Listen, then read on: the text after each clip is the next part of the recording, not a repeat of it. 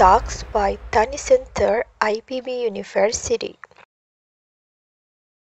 Assalamualaikum warahmatullahi wabarakatuh. Halo Sobat Tani, selamat datang di Digitalks by Tani Center IPB University bersama saya Exiona Istika. Episode kali ini kita kedatangan tamu spesial nih Sobat Tani. Beliau merupakan Ibu Dr. Insinyur Ana Fathia MSI yang merupakan dosen di Departemen Sains Komunikasi dan Pengembangan Masyarakat Fakultas Psikologi Manusia IPB University. Selain itu, beliau juga merupakan ahli gender di Rumah Sawit IPB University. Nih, jadi di episode kali ini kita akan membahas tentang bagaimana perihal sawit dan juga perempuan. Nih, tanpa perlu berlama-lama, langsung kita panggil saja Ibu Ana. Halo, selamat siang Ibu, apa kabar? Selamat siang, alhamdulillah kabar baik. Alhamdulillah. Sekarang lagi sibuk apa nih? Ya, sebagai dosen ada 3 tugas ya, yaitu pendidikan atau pengajaran, kemudian penelitian dan pengabdian masyarakat. Jadi itu yang harus kami lakukan, selain juga tentu kesibukan di rumah sebagai ibu rumah tangga di rumah. Iya. Oke, berbicara tentang isu sawit dan perempuan itu, kan kalau di Indonesia lebih banyak ke kontranya ya dibanding ke pronya saat ini. Terutama kalau di berita-berita itu masih sering dibicarakan mengenai pelecehan seksual yang terjadi di perkebunan kelapa sawit, lalu juga terkait ketidaksetaraan gender. Nah, mengenai isu tersebut bagaimana tanggapan ini? Ya, baik. Masih akan saya coba untuk menjawab ya.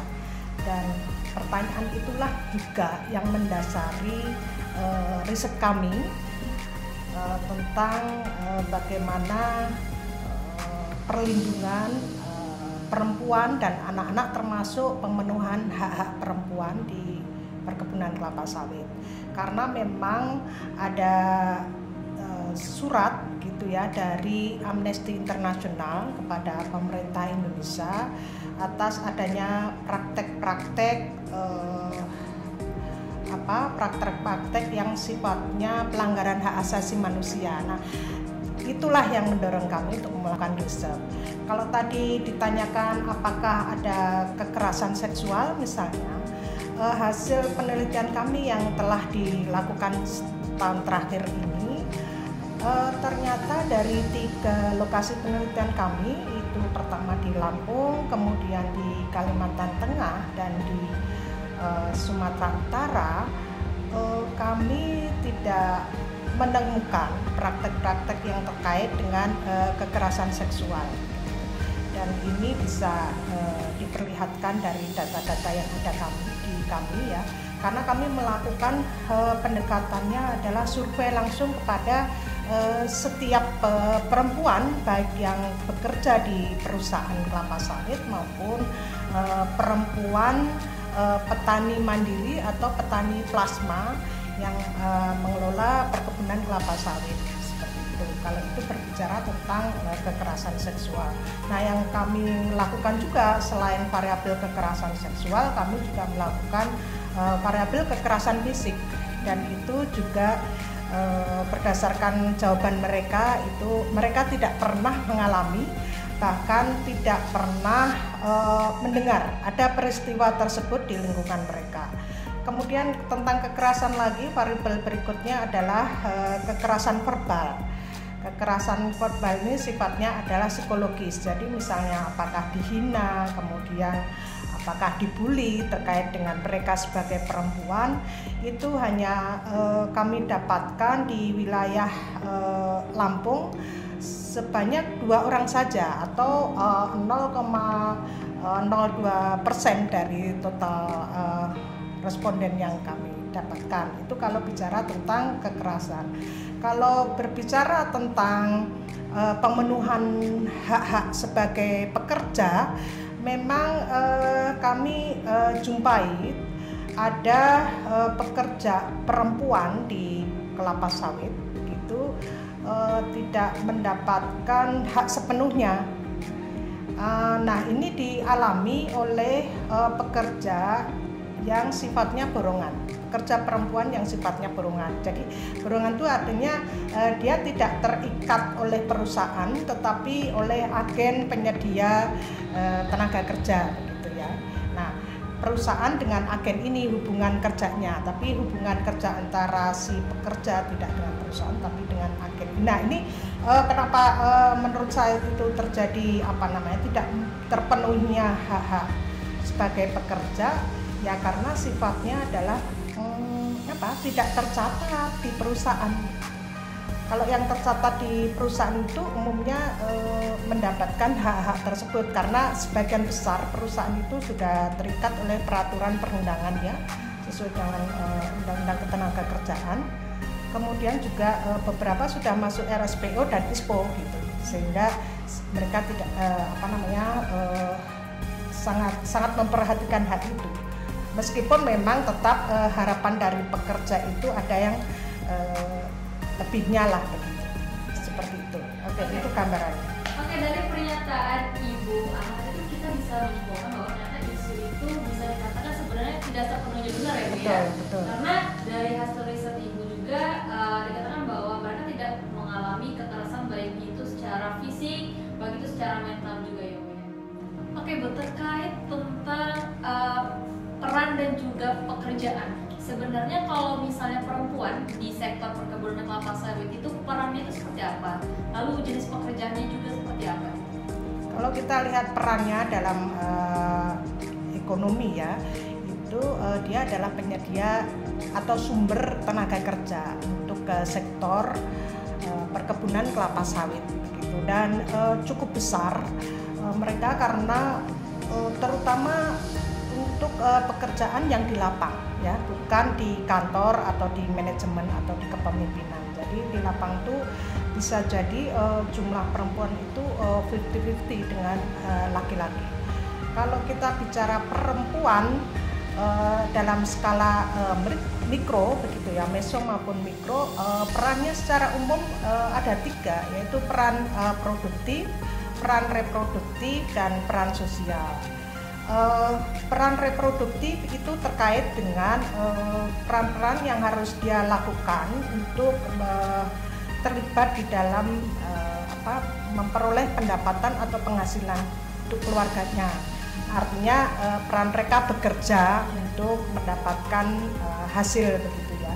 Nah, di perkebunan kelapa sawit itu umumnya perempuan dipekerjakan pada bidang-bidang di pemeliharaan, misalnya pemupukan dan penyemprotan.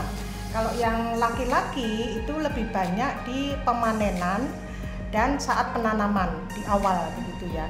Tetapi tidak berarti yang perempuan sama sekali tidak terlibat di pemanenan begitu, karena di dalam pemanenan itu perempuan punya tugas untuk mengumpulkan buah-buah kelapa sawit gitu.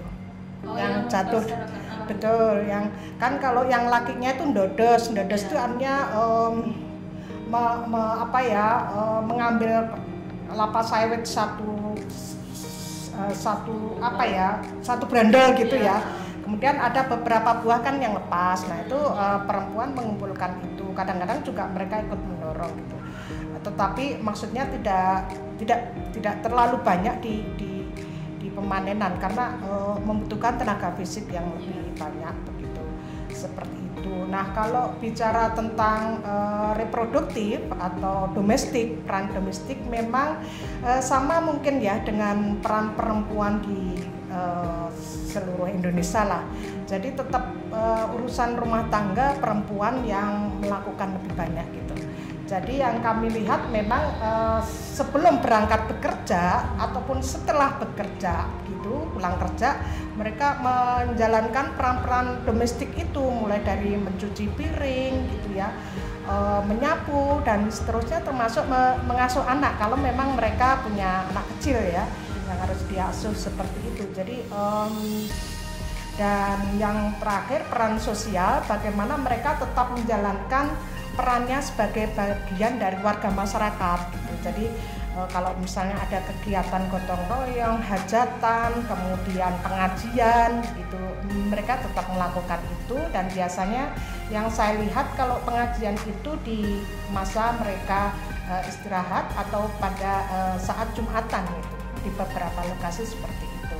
Jadi sangat sangat penting ya, apalagi kalau bicara tentang peran perempuan yang petani gitu. Jadi dia sangat intens dengan mengelola kebun sawitnya tersebut gitu.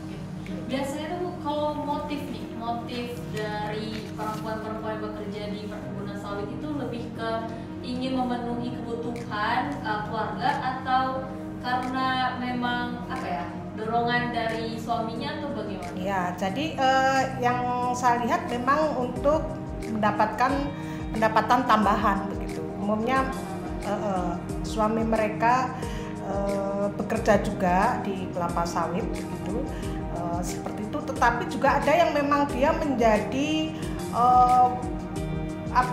pencari nafkah utama. Nah, pencari nafkah utama itu kami dapatkan pada perempuan yang statusnya adalah borongan tadi gitu, karena mereka umumnya adalah relatif lebih tua, kemudian sudah meninggal suaminya begitu, sehingga mau nggak mau mereka bekerja sebagai tenaga borongan, karena kalau dia masuk sebagai tenaga kerja formal di perusahaan kan tidak memenuhi syarat begitu. Jadi itu proporsinya seperti itu ya, apakah sebagai pencari nafkah utama atau tambahan.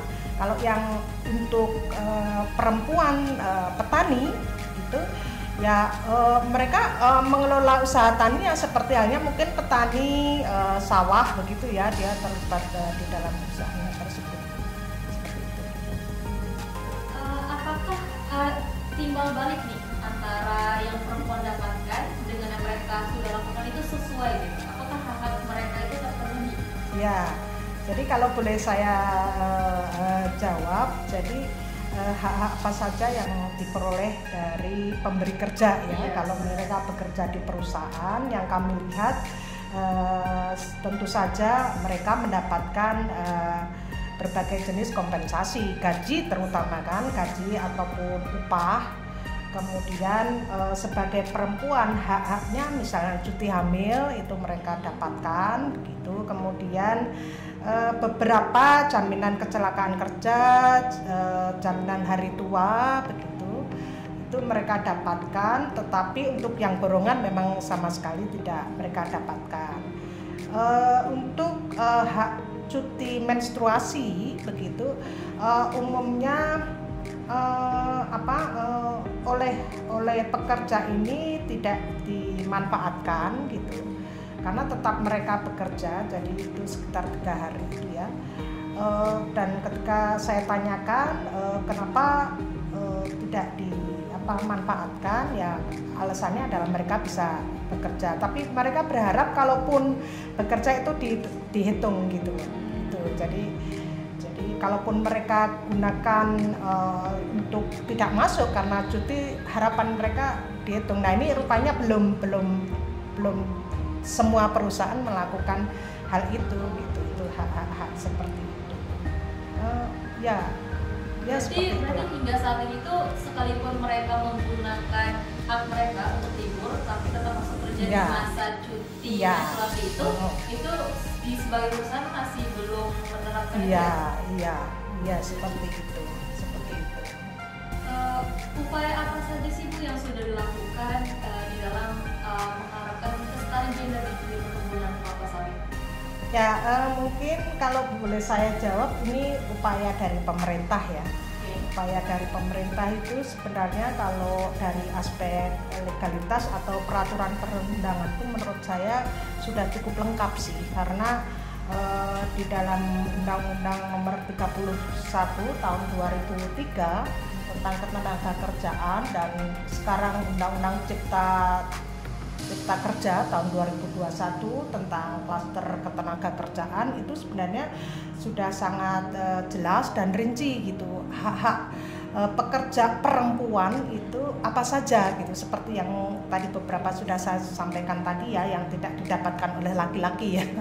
Seperti itu sudah jelas. Kemudian juga Undang-Undang Nomor 80 tahun 1957 tentang persetujuan konvensi ILO atau ILO nomor 100 tentang pengupahan yang sama bagi laki-laki dan perempuan untuk pekerjaan yang sama nilainya. Nah ini agak bermasalah gitu, artinya implementasinya belum semua melakukan hal itu. Kemudian sebenarnya juga ada Undang-Undang Nomor 21 tahun 1999 tentang persetujuan Konvensi ILO Nomor 111. Ada lagi status hubungan kerja Undang-Undang Nomor 13 tahun 2003 dan Kementerian Tenaga Kerja dan Transmigrasi itu juga ada Kemen. Kemudian juga di perusahaan yang sudah tersertifikasi RSPO dan ISPO ini sangat ketat sebenarnya aturan-aturan itu untuk diterapkan. Tetapi sekali lagi seringkali masih kami jumpai penerapan atau implementasi di lapang itu belum terlalu ketat begitu. Dan ini perlu pengawasan lebih mungkin ya dari pemerintah misalnya, atau LSM bisa jadi. Oke. Mendengar penjelasan Ibu tadi sebenarnya sayang sekali ya Bu. Masalahnya tuh di sini undang-undang ataupun peraturan itu sudah banyak, tinggal diterapin, tapi masalahnya di Indonesia itu belum secara menyeluruh diterapkan. Padahal isi dari peraturan tersebut sudah jelas gitu, peraturan segala macamnya, dan yang lebih penting pro terhadap kesetaraan gender di perkebunan kelapa sawit. Begitu Sobat Tani. Siapa saja sih Bu yang perlu berperan di dalam mewujudkan kesetaraan gender di perkebunan kelapa sawit ini? Ya tentu saja semua pihak ya, seperti yang tentu saja di sini adalah pemerintah, seperti yang saya jelaskan di awal tadi bahwa pemerintah ini sebagai pembuat kebijakan atau pembuat regulasi itu saya pikir tidak cukup dengan membuat kebijakan tersebut, tetapi juga perlu pengawasan gitu terhadap pekerja atau terhadap perusahaan-perusahaan gitu atau individu-individu lah begitu yang mempekerjakan perempuan ini gitu. Nah itu perlu diawasi cukup ketat lah. Memang sih ada permasalahannya personel pemerintah yang tidak cukup ya, seperti itu. Terus kemudian selain pemerintah tentu saja perusahaan itu sendiri gitu. Perusahaan-perusahaan yang seperti yang saya lihat memang berbeda karakteristiknya di dalam implementasi kesetaraan gender ini gitu. Ada yang saya lihat atau kami lihat itu perusahaan-perusahaan yang sangat humanis gitu ya, artinya sangat memperhatikan kebutuhan kemudian kepentingan dari perempuan termasuk masalahnya. Tetapi ada yang normal-normal saja sesuai dengan aturan saja, tidak lebih gitu. Tetapi juga ada yang kami temukan kurang dari itu gitu. Jadi penerapannya itu sangat relatif dari kebijakan perusahaan. Oleh karena itu ya harapannya sih pimpinan perusahaan itu memperhatikan hal ini gitu. Kemudian selain perusahaan juga ada asosiasi dari perusahaan perkebunan kelapa sawit, misalnya GAPKI ya. GAPKI itu bagian ketenagakerjaan kan ada, atau divisi ketenagakerjaan itu juga penting. Kemudian koperasi itu beberapa tempat petani atau pekebun kelapa sawit tergabung di dalam koperasi. Nah biasanya koperasi nanti berinteraksinya dengan perusahaan gitu. Kemudian juga jangan lupa pemerintah desa lah. Apa hubungannya pemerintah desa? Karena begini, di perkebunan kelapa sawit itu tenaga kerja itu berasal dari desa-desa yang ada di dalam maupun sekitar perkebunan kelapa sawit gitu. Jadi bukan tidak dibayangkan misalnya orang luar begitu ya, karena kalau di Indonesia seperti itu. Nah umumnya mereka adalah desa-desa transmigrasi itu. Nah, itu sumber tenaga kerja bagi perusahaan perkebunan kelapa sawit. Nah itu perlu dilibatkan juga gitu. Kemudian tentu saja kelembagaan informal yang ada di desa, tokoh masyarakat dan lain-lain. Nah, tentang tadi kembali ke pemerintah tadi, tidak hanya pemerintah di level pemerintah pusat ya atau kementerian, tapi juga pemerintah kabupaten ataupun provinsi, kabupaten, kecamatan, bahkan yang penting juga pemerintah desa.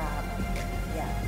Sobat Tani, sebab apapun aturan, kalau misalnya tidak ada kolaborasi dari pemerintah juga ke lembaga yang paling bawah atau masyarakat sendiri, maka ya tentu peraturan itu atau kesetaraan gender itu tidak akan diperoleh.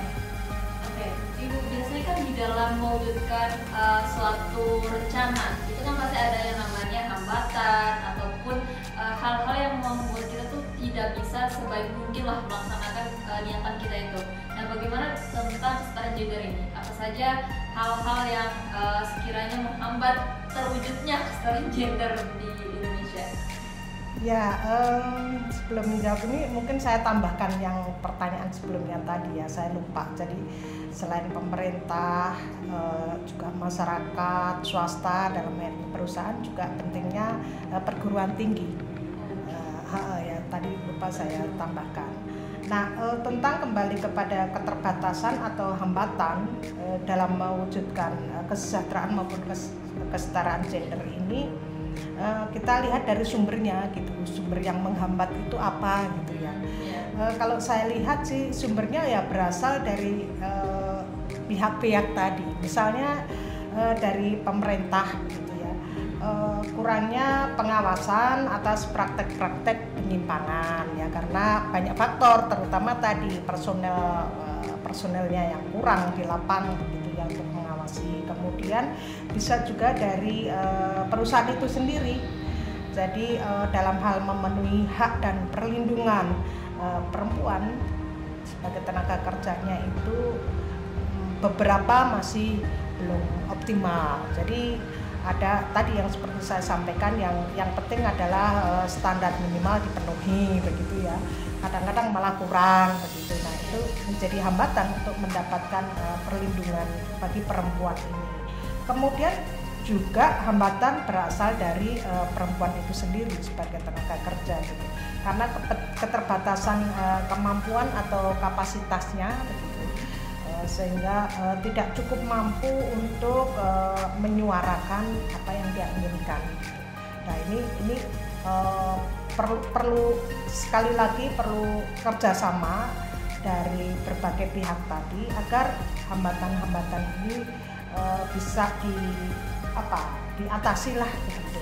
Karena bagaimanapun perkebunan kelapa sawit ini pengembangannya jangan sampai meninggalkan kelompok-kelompok marginal, terutama kelompok-kelompok perempuan pekerja ini. Ya. Oke, selanjutnya Bu, bagaimana sih pembahasan mengenai kesetaraan gender ini di perkebunan kelapa sawit? Ya, kalau saya boleh jawab ya, jadi ini memang tantangan bagi kita semua sih kalau kita bicara tentang bagaimana kesetaraan gender di perkebunan kelapa sawit gitu ya. Yang penting menurut saya sih ada kepedulian gitu, karena dengan adanya kepedulian itu maka akan timbul tindakan aksi untuk pencapaian kesetaraan gender di perkebunan kelapa sawit. Nah, oleh karena itu memang kita tidak lelah untuk menyuarakan gitu, karena seringkali orang masih belum peduli gitu apa sih pentingnya hal itu. Nah, dalam konteks ini kami sangat berterima kasih nih kepada Badan BPDPKS ya, Badan Pengelola Dana Keuangan Perkebunan Kelapa Sawit yang concern terhadap hal ini sehingga memberikan kami kesempatan ya, mereka mendanai kegiatan ini. Itu salah satu bentuk kepedulian lah dari mereka. Semoga ya ke depannya akan lebih banyak riset-riset terkait dengan hal ini. Berbicara tentang anak muda Ibu, apa aja sih yang bisa dilakukan anak muda berkontribusi terhadap kesetaraan gender di perkebunan kelapa sawit ini? Ya, kalau kita bicara tentang anak muda selalu identik dengan anak milenial ya kalau sekarang ini. Kemudian identik dengan mereka peduli terhadap hal-hal yang sifatnya pragmatis begitu. Nah, ini perlu memang kerja keras ini untuk memberikan penyadaran kepada kaum muda, kalau kaum milenial tentang adanya isu-isu gender seperti itu ya, adanya kepedulian untuk melihat kelompok-kelompok marginal begitu. Karena sekarang ini tidak hanya bicara kesetaraan gender, tetapi juga kesetaraan inklusi sosial, yaitu kelompok-kelompok yang misalnya difabel, yang tertinggal, yang termiskin, yang terluar seperti itu. Nah ini harapannya kaum muda perhatian terhadap hal itu gitu. Dengan adanya perhatian seperti yang awal saya sampaikan tadi, maka mereka akan timbul kesadaran dan akhirnya ada kesadaran untuk melakukan satu aksi-aksi gitu, aksi-aksi sosial gitu. Nah, kaum muda bisa memanfaatkan itu misalnya media sosial begitu ya, media yang berbasis berbasis digital untuk turut juga memberikan kesadaran juga untuk kaum milenial yang lain. Mungkin bisa diawali juga melalui poster-poster gitu ya, di media sosial. Apa sih gender, apa sih kesetaraan gender gitu kan. Karena kan juga kalau anak milenial seperti kata Ibu tadi kan memanfaatkan media sosial Instagram contohnya. Dari sini juga biasanya kalau misalnya anak-anak muda ini sudah secara komprehensif nih memanfaatkan media sosial untuk itu, otomatis yang awalnya tidak ke trigger gitu, apa sih ini gender, apa sih kesetaraan gender, itu akhirnya oh ini, jadi mereka tahu melalui hal sesederhana poster gitu ya di media